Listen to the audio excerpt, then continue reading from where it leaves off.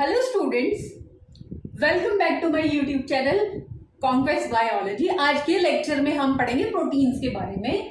Proteins एक तरीके के बायोमोलिक्यूल्स होते हैं। बायोमोलिक्यूल्स चार टाइप के होते हैं। First one is like carbohydrate and second one is protein, third one is lipids और we also call them fat molecules, and the fourth one is nucleic acids which is RNA and DNA। तो इन चार biomolecules में से आज हम proteins के बारे में पढ़ेंगे। तो as already said, proteins biomolecules होते हैं, वो पॉलीमेरिक इन नेचर होते हैं और उनकी जो मोनोमेरिक यूनिट होती है उसको एमाइनो एसिड बोलते हैं।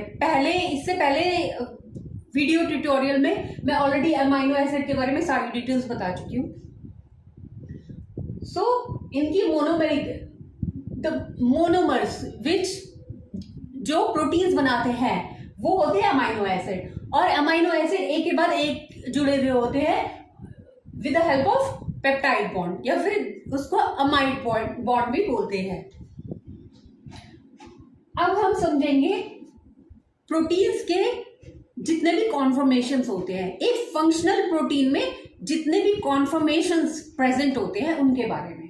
पहला है प्राइमरी स्ट्रक्चर, दूसरा है सेकेंडरी स्ट्रक्चर, तीसरा है टर्शरी और चौथा है क्वाटरनरी स्ट्रक्चर। तो किसी भी फंक्शनल प्रोटीन में ये सारे तरीके के कॉन्फॉर्मेशंस प्रेजेंट होते हैं।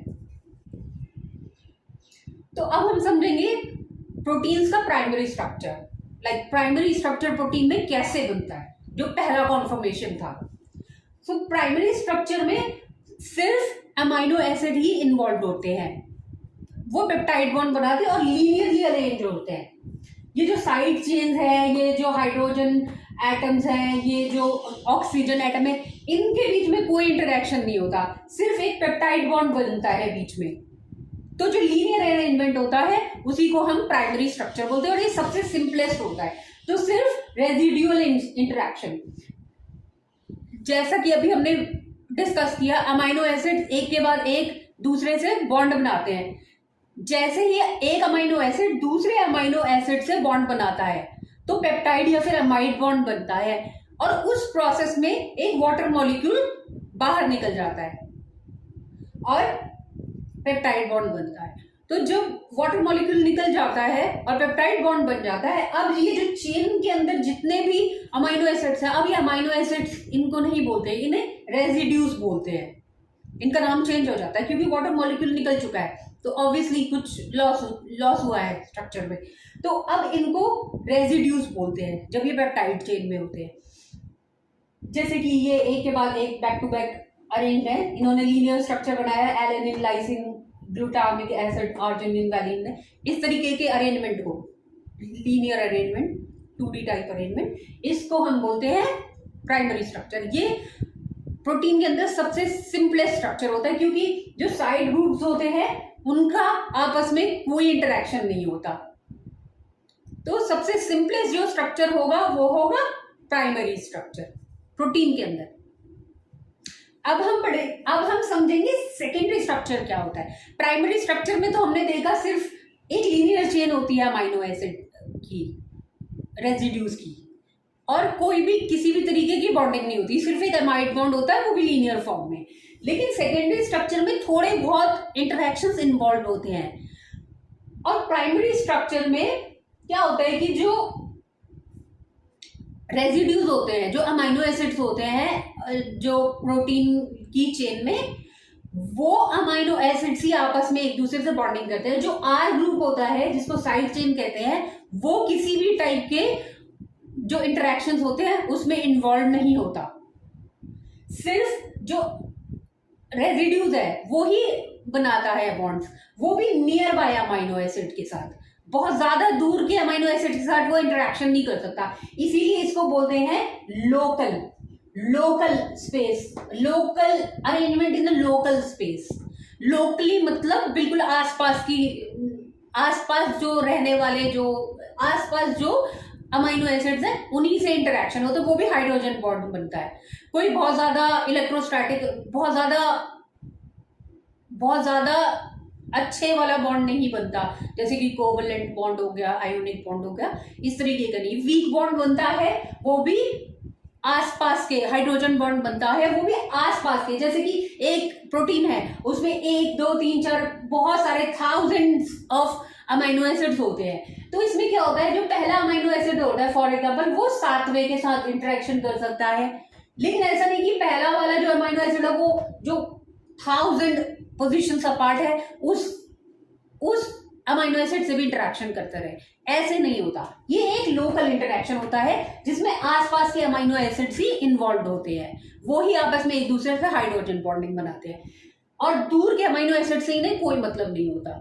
तो इसलिए ये क्या होता है, इसमें सिर्फ रेजिड्यूज ही बनाता है जो भी बॉन्ड होता है, जैसे कि कार्बोनाइल जो ग्रुप होता है वो बना लेगा अमीन ग्रुप से, वो भी 7th पोजीशन दूर अमाइनो एसिड जो प्रेजेंट है उससे।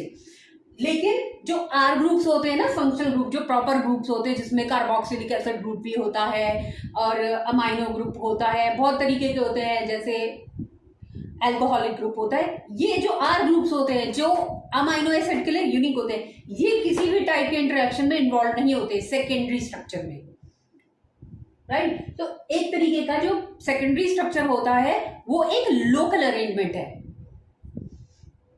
ये ग्लोबल अरेंजमेंट नहीं है, लोकल है, क्योंकि आसपास के अमाइनो एसिड से एक दूसरे से बॉन्ड बनाते हैं, वो भी बहुत ही वीक बॉन्ड बनाते हैं।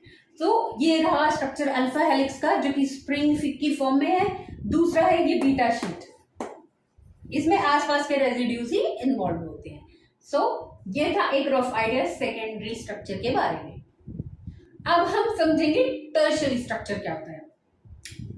अब ये सारे स्ट्रक्चर्स प्राइमरी, सेकेंडरी, टर्शियरी, ये सारे एक ही प्रोटीन के अंदर प्रेजेंट होते हैं। तो पहले अब जो टर्शियरी स्ट्रक्चर होता है वो एक 3D स्ट्रक्चर होता है, वो एक लीनियर अरेंजमेंट नहीं है, 2D टाइप अरेंजमेंट नहीं होता जैसे कि एक प्राइमरी स्ट्रक्चर में होता है, वो एक 3D स्ट्रक्चर होता है। और 3D स्ट्रक्चर क्यों बनता है, क्योंकि अब जो अमाइनो एसिड्स होते हैं वो ग्लोबली एक दूसरे से इंटरेक्ट करते हैं with the help of their R group, that is the functional group, the R group और द साइड चेन।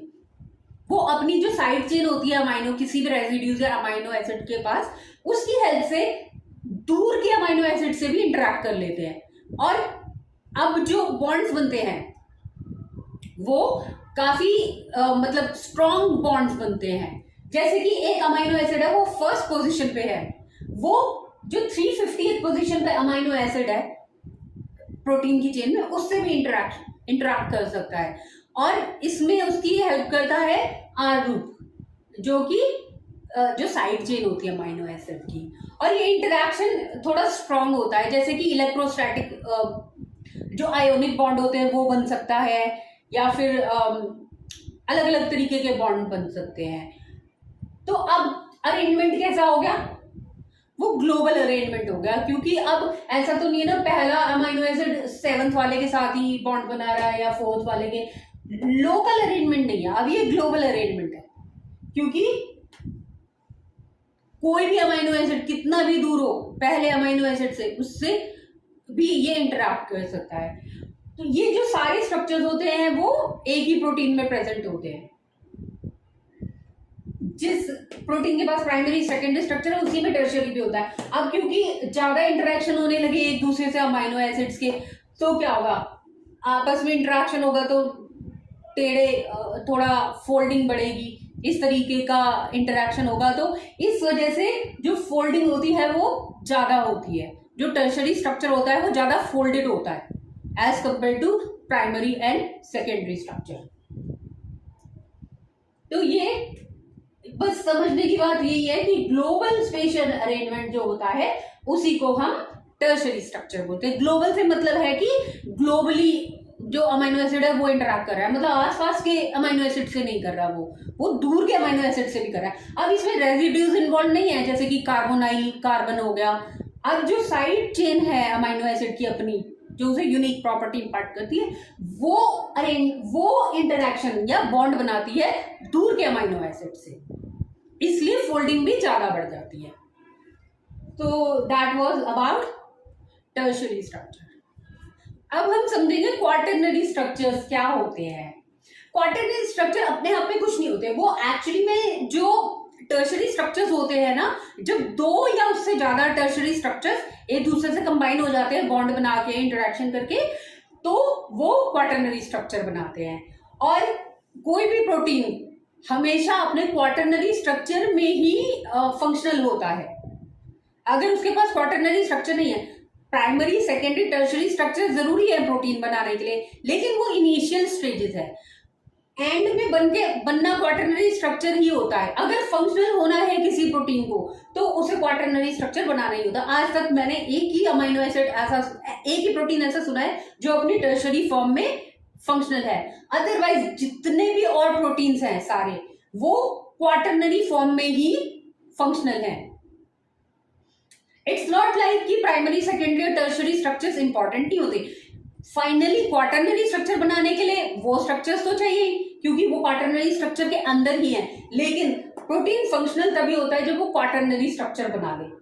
तो दो या फिर ज्यादा टर्शरी स्ट्रक्चर का जो आपस में इंटरेक्शन होता है, उनके इंटरेक्शन से जो फंक्शनल प्रोटीन बनता है वो ही क्वाटरनरी कॉन्फॉर्मेशन है।